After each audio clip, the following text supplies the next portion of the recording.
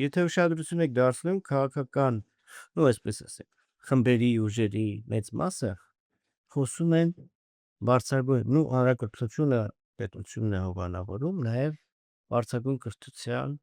հովանավորելու մասին։ Կարծես թե բոլորը կողմ են, կա մի կամք, որ բոլորը հասկացել Դրա են, մասին առաջինը մենք ենք խոսել, շատ լավ է, որ բոլորն են։ բայց Հիմա լավ է, որ բոլորի մոտ հասունացել է, որ այսպիսի բուհական համակարգով մենք ոչինչ չենք կարող անել։ Եվ նրանք, ովքեր հենց դպրոցից են խոսում, չէ՞, մանկավարժ, նրանք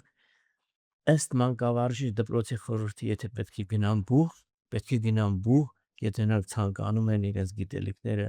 հարստացնել, հմտություններ ձեռք բերել, նոր գիտելիքներ եւ գնան դեպի գիտություն, նրանց հնարավորություն տա պետության հովանավորությամբ սովորելու բոլորի, ովքեր ակադեմիական նորմալ մակարդակ ունենան, կմնան կշարունակեն, ովքեր ոչ,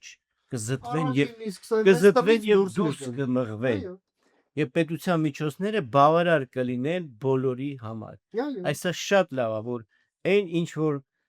ուսակցությունը բարձրացրել է ժամանակին, հիմա բոլորը վերցրել են։ Բայց շատ էական է, որպեսզի դա պոպուլիստական այսպես խոստումների չվերածեն, որովհետև անվճար կրթություն նշանակում է ֆիլտր, շատ ավելի լուրջ ֆիլտր, թույլ չտալու որպեսզի մարդիկ, ովքեր կարող են շատ ուրիշ ասպարեզներով իրենց շատ ավելի փայլուն դրսևորել, գնալ բու այդ դիպլոմի ձեռը կրակն են գնել։ Դիպլոմն ունեմ, չեմ աշխատում, իմ մասնագիտությամբ ոչինչ չկա։ Այս մարդիկ դա իրականում փակուղի է, ոչ թե բուհը պիտի միայն հնարավորությունների պատուհան դառնա։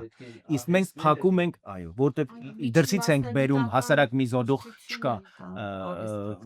մասսայական, որ մենք կարողանանք այս հարցերին լուծում գտնել ու այդ ճիշտն ասած ու շատ լավ է Վրաստանը 2026 թվականից այս տարվան Վրաստանն այ անվճար կրթության անցել բուհական, բայց դա կարողացել են փոխհատուցել դրսից բերվող ուսանողների հաշվին 45,000 ուրեմն դրսից ուսանող ունեն, որոնք վճարում են կրթության համար Վրաստանում, ըստ էության շատ ավելի անվճար դարձնելով Վրաստանի քաղաքացիների համար կրթություն։